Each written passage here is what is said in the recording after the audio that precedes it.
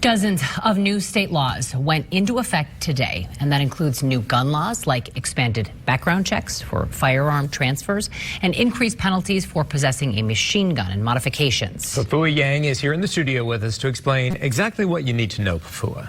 Yeah, Paul, and under this new law with transferring firearms, it's going to affect anyone buying, selling, loaning, and gifting pistols or semi-automatic military-style assault rifles like AR-15s.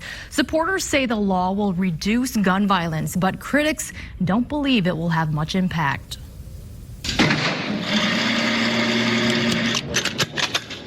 So this is a Smith & Wesson M&P 2.0. Inside Stock and Barrel Gun Club in Eagan. So a very typical handgun that we sell and that people rent here. Kevin Vick walks us through some of the most drastic changes to Minnesota's gun laws taking effect today. What's changed most significantly in this session is what's called universal background checks. In the past, private parties were allowed to exchange firearms as long as they had no reason to believe the other person couldn't legally have one. Starting today, both parties are required to either have a permit to purchase or a permit to carry.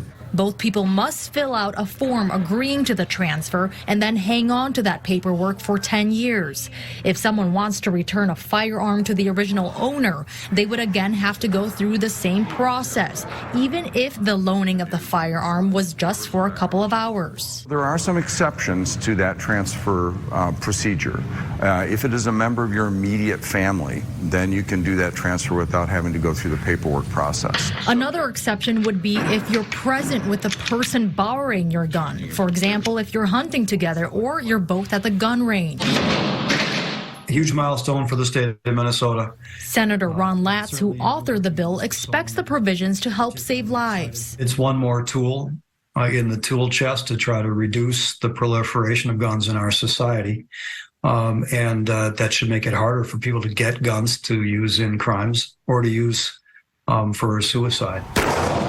Despite efforts to reduce gun violence, some question the efficacy. Unfortunately, criminals don't care about gun laws, and they won't pay much attention to this one either.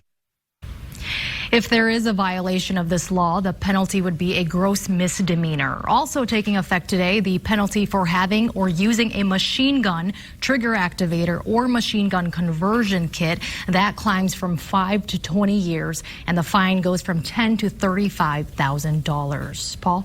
Okay, Pafoua Yang reporting. Thank you.